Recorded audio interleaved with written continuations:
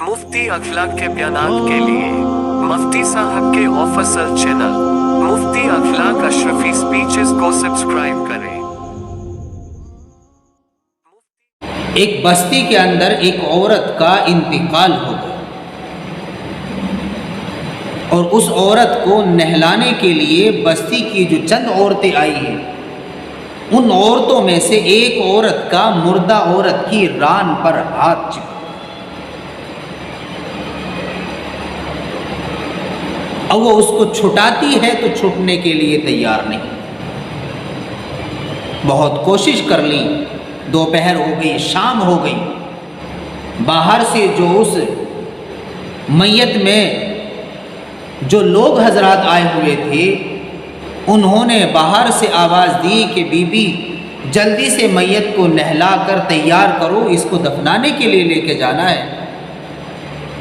अब उन्होंने पहले तो कोशिश की खूब कि ये हाथ छूट जाए, मर्दों तक ये बात ना पहुंच पाए, लेकिन जब ये मामला ज़्यादा तूल पकड़ गया, वक्त इतना हो गया कि हाथ छूटने के लिए बिल्कुल तैयार नहीं है, तो एक आदमी ने कहा कि बीबी ऐसा कितना टाइम लगेगा जिसकी वजह से इतनी देर हो चुकी है, क्या मुर्दा औरत को अभी तक आपने फारिग नहीं किया? औरतों की तरफ से आवाज़ आई कि फारिग तो हमने बहुत देर पहले कर दिया, लेकिन एक मसला दरपेश है। नहलाते वक्त में पड़ोस की एक औरत का मुर्दा औरत की रान पर हाथ चिपका। अब उसे छुटाते हैं तो छूटने के लिए तैयार नहीं। इसी मामले को चलते चलते चलते चलते जब बात सामने उसका कोई हल ही नहीं निकला, तो पास के एक आलिम दीन को बुला करके ले आए और उनसे पूछा कि इस तरह का मामला पेश आ गया है, एक मुर्दा औरत को नहलाते वक्त में एक पड़ोस की औरत का हाथ मुर्दा औरत की रान पर चिपक गया। अब छुटाते हैं तो छूटने के लिए तैयार नहीं। उसने कहा कि उस औरत का जिसका हाथ चिपक गया है, उस औरत का हाथ काट दिया जाए। अब जिंदा औरत के जो वरसा थे, उन्होंने कहा कि हम तो अपने जिंदा औरत, जिंदे आदमी के हाथ को कटवाना गवारा नहीं है, हम चाहते ही नहीं कि उसका हाथ कट जाए, तो फिर हाथ छूटे तो क्यों कर छूटे। वो दोबारा इस मसले को लेकर के गए और उनसे पूछा कि जो जिंदा औरत के जो वरसा हैं, जो उसके मुताल्लिकीन हैं, उसके पड़ोस के आदमी, उसके घर कुनबे के आदमी हैं, वो कह रहे हैं कि हम हाथ नहीं कटवा सकते। उसने कहा कि अगर वो नहीं कटवा सकती तो मुर्दा औरत की रान पे से इतना गोश्त काट लिया जाए ताकि उसका हाथ छूटे। लिहाजा अब वहां पर लोग आए, उन्होंने कहा कि मुर्दा औरत की रान पे से गोश्त काट दिया। अब मैयत के जो वरसा थे वो भी इनकार करें, वो भी तैयार नहीं। इस मामले को सुबह तक यही मामला चलता रहा। सुबह से शाम हो गई, शाम से सुबह हो गई, सुबह से शाम, 3 दिन हो गए इसी मसले को लेते हुए, लेकिन उसका हल नहीं निकला। 3 दिन के बाद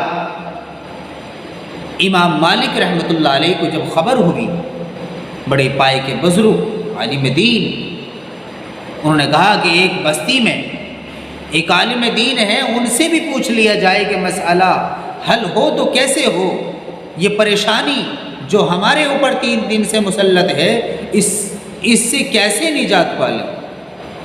लिहाजा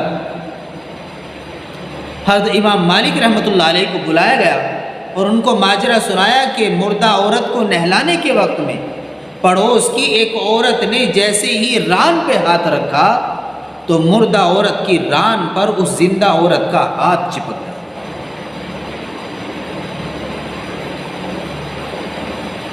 اب ہاتھ چھٹاتی ہے تو چھوٹ رہا، یہ ہاتھ نہیں چھوٹتا۔ انہوں نے کہا کہ وہ جو عورت ہے، میں اس سے پردے کا اہتمام کرو، میں اس سے بات کروں گا۔ امام مالک رحمۃ اللہ علیہ نے اس کو پردے میں لے کر کے آئے، اور پردے کا اہتمام جب ہو گیا تو پردے کی حالت میں اس سے پوچھا، بی بی ایک بات بتا کہ یہ جو مردہ عورت تھی، کیا اس کے بارے میں تے نے کچھ کہا سنا تھا؟ کہ میں نے ویسے تو کچھ نہیں کہا، لیکن ہاں میں نے یہ تو ضرور کہا نہلاتے وقت میں کہ اس عورت کا کسی غیر آدمی سے تعلقات تھا، کہ کیا تیرے پاس اس واقعے کے 4 چشمدید گواہ ہیں جنہوں نے دیکھا ہو؟ اس عورت کے اس گناہ کے 4 شاہد ہوں، 4 گواہ موجود ہیں تیرے پاس؟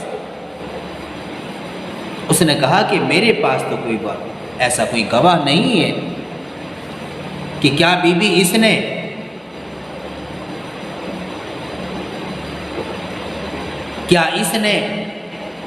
تجھ سے اس بات کو کہا کہ میں گنہگار ہوں، میرا تعلق ہے؟ کہ نہ، اس نے مجھ سے کہا۔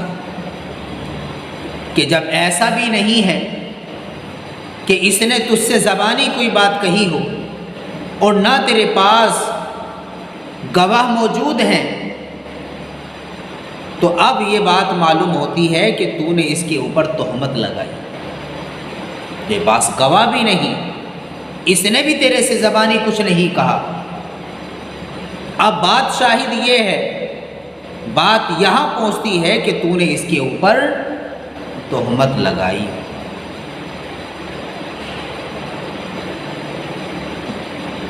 اور اس کی سزا یہ ہے کہ جب کوئی آدمی کسی کے اوپر تہمت لگا دے تو اسے 80 کوڑے مارے جائیں۔ اس عورت کو کھڑا کر دیا گیا اور کوڑے مارنے شروع کر دیے۔ 40 لگے، 50 لگے، 60 لگے، 70 لگے، 75 لگے، لیکن وہ ہاتھ چھوٹا نہیں۔ اور جیسے ہی 80 نمبرواں کوڑا لگا اس کے، جب 80واں کوڑا لگا، فوراً اس کا ہاتھ چھوٹ گیا۔ اس کے بعد اس عورت کو دفنایا تو پتہ یہ چلا کہ تہمت کسی کے اوپر نہیں لگانی چاہیے۔